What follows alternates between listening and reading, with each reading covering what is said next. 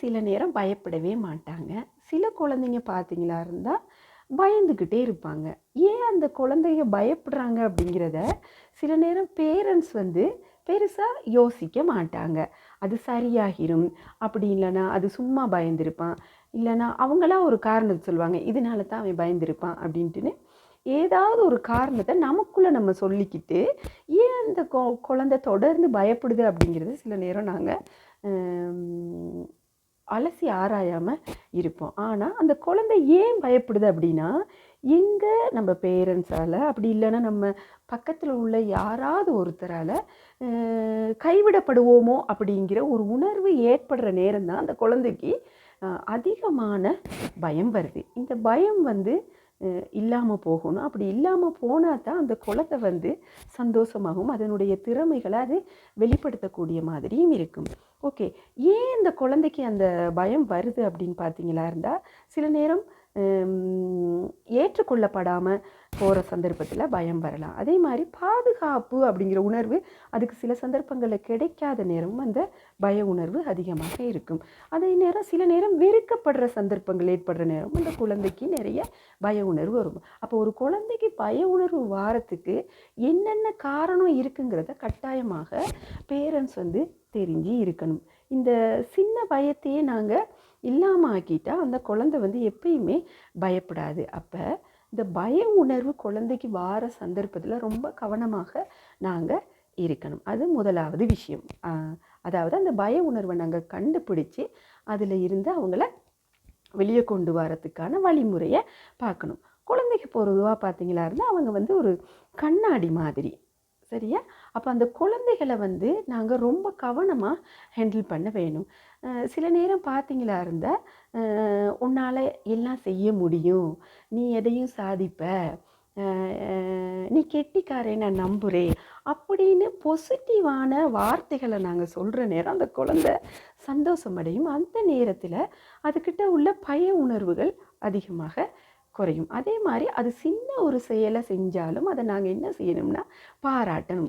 அதே மாதிரி அந்த குழந்தை செய்கிற அந்த செயல் வந்து இப்போ ஒரு சாதாரணமாக ஒரு பொருளை எடுக்குது, அந்த பொருள் அது கை தவறி விழுந்து போனால் கூட அந்த குழந்தைய நாங்கள் அந்த இடத்துல ஓகே அது வந்து நீ அறியாமல் அது கையிலேருந்து விழுந்துருச்சு அப்படின்னு நாங்கள் சொல்கிற நேரம் அந்த குழந்தை என்ன செய்யுதுன்னா அடுத்த முறை அந்த பொருளை வந்து கவனமாக கொண்டு வரத்துக்கு முயற்சிக்குது.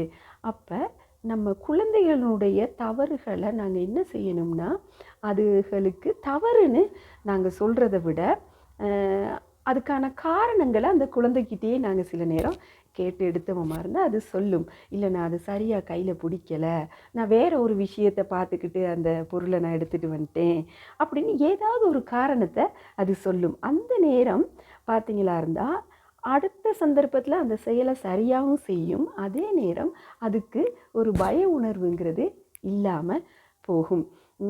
அது மட்டும் இல்லாமல் சில நேரம் குழந்தைகள் வந்து ரொம்ப கோபமாக இருப்பாங்க, சில நேரம் கவலையாக இருப்பாங்க, சில நேரம் வேதனையாக கூட இருப்பாங்க. அப்போ அந்த சந்தர்ப்பத்தில் ரொம்ப கவனமாக நாங்கள் அவங்கள ஹேண்டில் பண்ணணும். ஏன்னா நம்ம எது சொன்னாலுமே அவங்களுக்கு கோபம் வர மாதிரி இருக்கும். சில நேரம் அவங்க இருக்கிற கோபத்தை விட இன்னும் கவலை கூடுற மாதிரி இருக்கும். அப்போ அந்த சந்தர்ப்பத்திலே அவங்களோட உணர்வை அவங்களுக்கு நாங்கள் புரிய வைக்கிற மாதிரி, இல்லைன்னா அவங்க இந்த உணர்வில் தான் இருக்காங்க அப்படின்னு நாங்கள் அவங்களோடையே இருப்போமா இருந்தால், அதாவது அவர்களுடைய உணர்வை நீ கோவமாக இருக்க அப்படிங்கிறது எனக்கு புரியுது, உனக்கு நீ அதை உணர்றியா அப்படின்னு நாங்கள் கேட்குற சந்தர்ப்பத்தில் அந்த குழந்தைகளுடைய ஆளுமை வளரக்கூடிய வாய்ப்பு வந்து நிறைய இருக்குது. ஏன் அப்படின்னா சில நேரம் சில குழந்தைகளை புத்திசாலி இல்லை அப்படின்னோடனே அது நான் புத்திசாலி இல்லையா, எனக்கு எதையுமே செய்ய முடியாதா, நான் மோசமான ஆளா அப்படின்னு அது தொடர்ந்து அதை கேட்டுக்கிட்டே இருக்கும். அப்படிங்கிற நேரம் அந்த குழந்தைக்குள்ளேயே ஒரு நெகட்டிவான எண்ணங்கள் உருவாகிக்கொண்டே இருக்கும். என்னால் முடியாதோ, நான் தவறாக தான் இருப்பேனோ, நான் சரியாக செய்ய மாட்டேனோ அப்படின்னு அதுவே அது யோசிக்கிற நேரம் அந்த எண்ணங்களுக்கு சக்தி அதிகம். எதையும் செய்ய போக்குள்ள நான் சரியாக செய்ய மாட்டேன் அப்படிங்கிற உணர்வுலேயே அது செய்ய போகும். அப்போ அதனால் அதனுடைய உணர்வை நீங்கள் கோபமாக இருக்கீங்க, நீங்கள் புத்திசாலி தான், ஆனால் அவங்க உங்களை புத்திசாலி இல்லைன்னு சொல்கிறாங்க அப்படின்னு நீங்கள் நினைக்கிறீங்களா நீங்கள் புத்திசாலி இல்லை அப்படின்னா அதுக்கிட்டே நாங்கள் கேட்குற நேரம் அது கொஞ்சம் யோசிக்கும். ஆஹா, மற்றவங்க தான் நம்மளை புத்திசாலி இல்லை அப்படின்னு சொல்கிறாங்க, ஆனால் நம்ம அம்மா அப்பா இல்லைன்னா நம்மளோட மாமாவோ யாரோ நம்மளை புத்திசாலி இல்லையான்னு அவங்க கேட்குறாங்களே, நம்ம அப்படி நினைக்கிறோமா அப்படின்னு கேட்குறாங்களே, அப்போ அது என்ன செய்யும், சிந்திக்க தோங்கும். யாரோ தான் நம்மளை புத்திசாலி இல்லைன்னு சொன்னாங்க, யாரோ தான் நம்மளை நம்பலை, ஆனால் நம்மளை இருக்கிற பக்கத்தில் இருக்கிற எல்லாருமே நம்மளை புத்திசாலியாக யோசிக்கிறாங்க அப்படின்னு அது சிந்திக்க துவங்கும். அந்த ஒவ்வொரு சந்தர்ப்பத்திலையுமே அந்த குழந்தை என்ன செய்யும்னா அந்த பிரச்சனைகள்லேருந்து முழுமையாக வெளியே வரும். அது மட்டும் இல்லாமல் அதனுடைய உணர்வு என்ன, நான் இப்போ என்னவா ஃபீல் பண்ணுறேன் அப்படிங்கிறத அது உணர்றனால அதுக்கிட்ட பய உணர்வு இல்லாமல் போகும். இந்த பய உணர்வு அதிகமாக வர்ற சந்தர்ப்பத்திலையும் அதே மாதிரி குற்ற உணர்வு அதிகமாக வார நேரம் குழந்தைகள் சும்மாவே ரொம்ப காயப்படுறாங்க, அவங்களுடைய ஆளுமைகளும் இல்லாமல் போகும். அதே மாதிரி அவங்களுடைய திறமைகள் வெளியே வராமல் இருக்கிறதுக்கு நாங்களே காரணமாக இருக்கும். நம்ம யோசித்து பார்ப்போம், எல்லா குழந்தையுமே பிறக்கக்குள்ள நல்ல குழந்தைங்க தான்.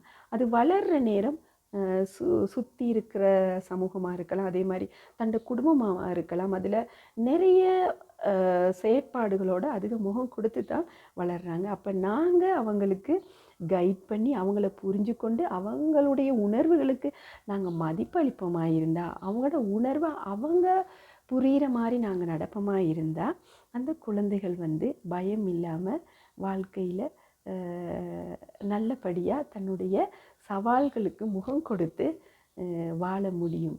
ஆகவே குழந்தைகள் பயப்படுறாங்களா இருந்தால் அந்த பயத்தை நாங்கள் போக்குறதுக்கு அல்லது அந்த பயத்திலேருந்து அவங்க வெளியே வாரத்துக்கு அவங்களுக்கு உதவி செய்யணும். இப்போ குழந்தைகளை நாங்கள் தான் புரிந்து கொள்ள வேண்டும், ஏன்னா அவங்க குழந்தைகள் தானே. என்ன நண்பர்களே, பிடிச்சிருந்தால் லைக் பண்ணுங்கள், அதே மாதிரி சப்ஸ்கிரைப் பண்ணுங்கள், உங்களோட கருத்துக்களையும் நீங்கள் கமெண்ட் செக்ஷனில் சொல்லுங்கள்.